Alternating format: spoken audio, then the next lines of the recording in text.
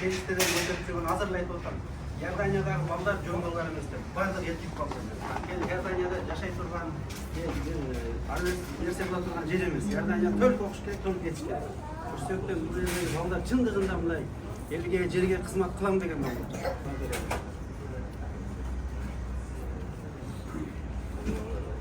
Assalamu alaikum, урматтуу алымдар, урматтуу устаздар, бардыңыздар Алланын рахматы райымы болсун.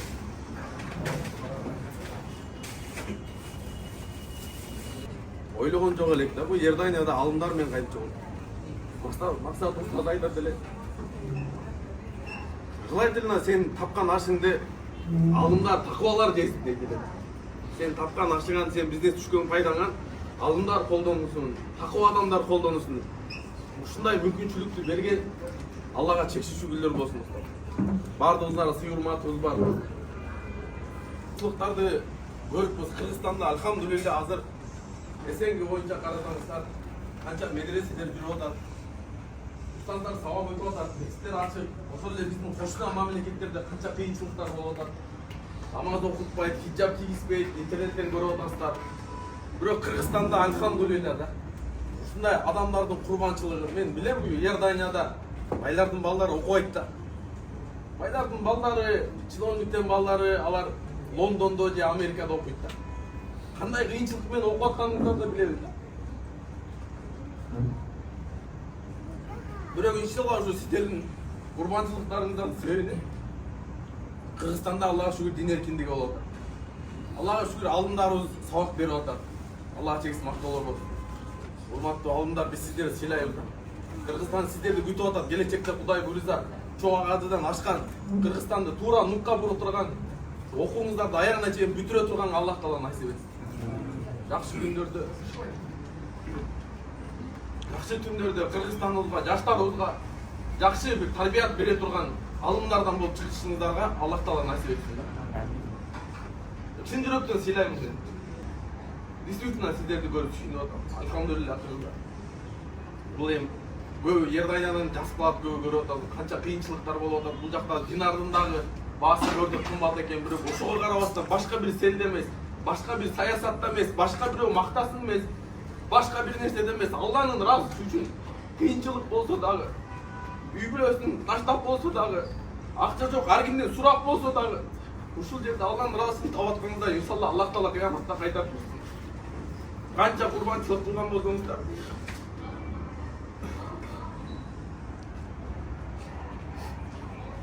Аллах Таала ошону кыяматта эселеп берсин туган. Сиздер толкундан атабыз кечирим сурайлы иншалла Кудай буйрса. Азыр элдер дамылада берди айтты акыбалды Кудай буйрса. Иордания алымдарга кызмат кылабыз иншалла Кудай буйрса. Акырын баштадык. Бул эми арабтарда макал бар экен, инсанды түзгөн планда инсандын тагдыры билет. Негизи план боюнча Египетке барыш керек эле, ошактан виза чыккан, чакыруу чыккан. Бирок тагдырыбыз ушундай экен, ушул жерде чогулуп сиздерге кызмат кылып, сиздер менен чогуу отуруп тамак аш жегенге Аллах Таала насип этти. Биринчи Иорданияга келгенибиздин максаты ушу Палестинада мусулмандарда, Кыргыздын эли өзү берешен эл да. Кыргыздын эли ушундай бир айкөл эл да. Ушу Палестинада туугандары боюнча ситуацияны көрүп, ушу жөнө турбайбыз деп ушу сбор ачканбыз интернетте. Ушу жөнөкөй адамдардан 80 сомдон, 20 сомдон, 30 сомдон чогулуп атып 8 миллион акча чогулду да. Ошол акчага карап турбайлы деп, биз дагы колубуздан келишинче, биз эми колубуздан келген нерсеге сурап аткенбиз да, колубуздан келбеген нерсеге сурабайт экен. Эми жүрөгүбүздөн кан агып атат, көрүп атабыз да. Ким канчалык мусулманга мухаббат болсо, ошончолук переживать этет экен. Ошончолук уктай албай атабыз. Ушунча жаштардын өлгөнүн көрүп кыжалат болуп атабыз да. Айттың бирок колубуздан эч нерсе келбейт экен. Келе турган колубуздан ушул нерсе экен, азыр Кыргыздын аманатын, акчасын ушул жерге алып келгенбиз. Мына бул жерде жаңы эле көрдүңүздөр, арап келди го, Абдулбасит, доктор Абдулбасит дегенчи.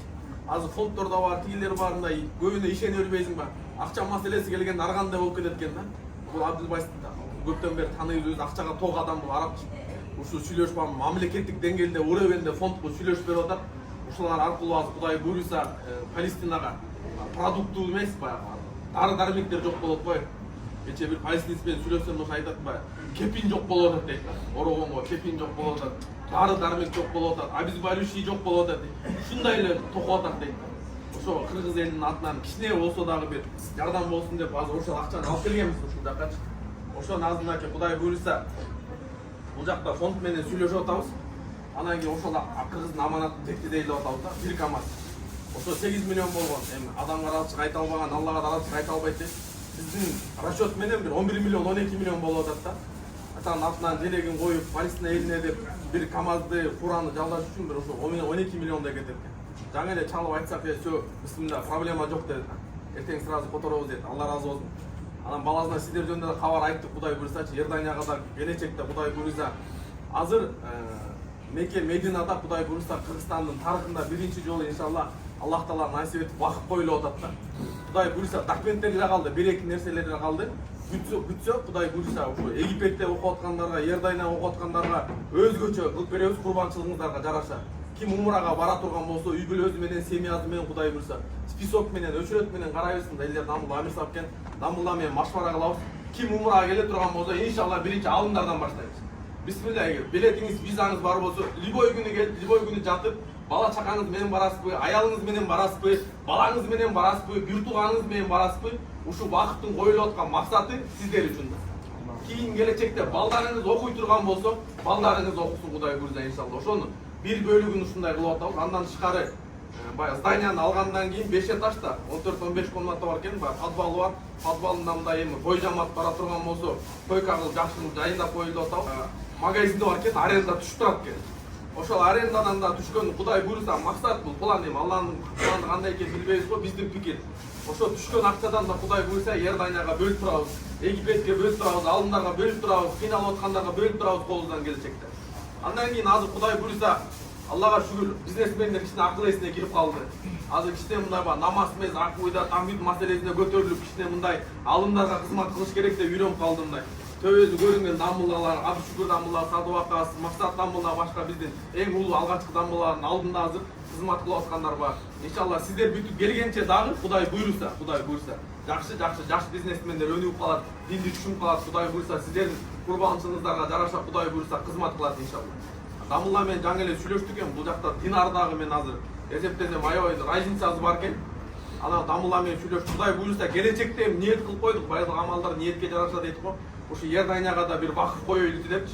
Сиздерден келген кийин жаштар кыйналбасын, ушу жатаканадан кыйналбасын Кудай буйрса. Биз эле эмес, башка бизнесмендер да бар, дагы башка бизнесмендер. Ошолор менен биргеликте обязательно Иорданияны да эске алып, Кудай буйрса иншалла ушул жака дагы кыргыздар жата турган бир чакан болсо дагы бир вакыф коебуз да. Иншалла. Аллах Таала жашооңуздарга, өмүрүңүздөргө береке берсин. Эч нерседен кем болбоңуздар. Көргөзөктө курбанчылыктарыңыздарды Аллах Таала көрүп турат. Көп эле алымдарды түзүп атсаңыз билебиз, ошол эле Египетте окуп аткан, Меккеде окуп аткан дамуллалардын бардыгын Аллах Таала жашооңуздарга, өмүрүңүздөргө береке берсин. Анан иншалла бул жерде 70 адам экен, эми мен бардыгына жардам бергим келет. Биз эми негизи жардам берип такпай кылып атсак ойлойт экен баягы. Бул аябай акча көп болот, чачып атыр окшойт депчи эми баягы. Акчанын көптүгүнөн эмес, баягы жакшылык кылыш үчүн бай болуш деле шарт эмес экен да. Берешем болду колумдан келген нерсени. Азыр бул жерден келбей калгандарга өзүнчө дагы бир көңүл бөлөбүз. Дамулла менен сүйлөшүп, бул жерде 70 адам бар дейт, башкаларында аманаттар бар. Ар бирине $100 $7000 Дамуллага тапшырып кетейин Дамулла. Сиз өзүңүз тапшырып коесуз. Анан элдер Дамуллага Алла разы болсун, баягы Кудай буйрса жакшы күндөрдө, жакшы күндөрдө жолугабыз да, Кыргызстанга барсаңыздар кызмат кылабыз. Биз азыр Кудай буйрса документтерин баарын тапшырып койдук. Азыр медикаменттерге өчүрөткө туруш керек экен. Кудай буйрса да 4-чү күнү учуп келебиз. Балким семьясы менен, аялдарыңыздар менен аларга да бир өзүнчө, сиздердин дагы аялдарыңыздар чыдап ушакта жүрүп атат. Аларга да семейный өзүнчө да бир нерсе уюштурабыз. Ошол туугандар, Алла разы болсун. Анан биз эми случайно эле келип калдык мындайчы. Анан негизи Египетке уча турган болчу. Бир калпак бар эле уруксат этсеңиздер, эми кичине болсо да баягы кыргызда сый урмат Дамуллага кийип коебуз иншалла.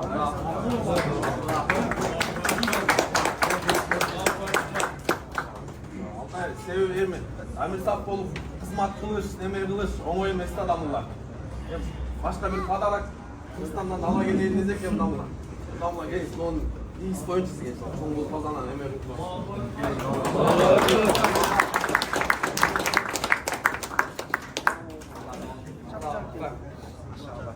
Çarkını. Allah razı olsun. Ошо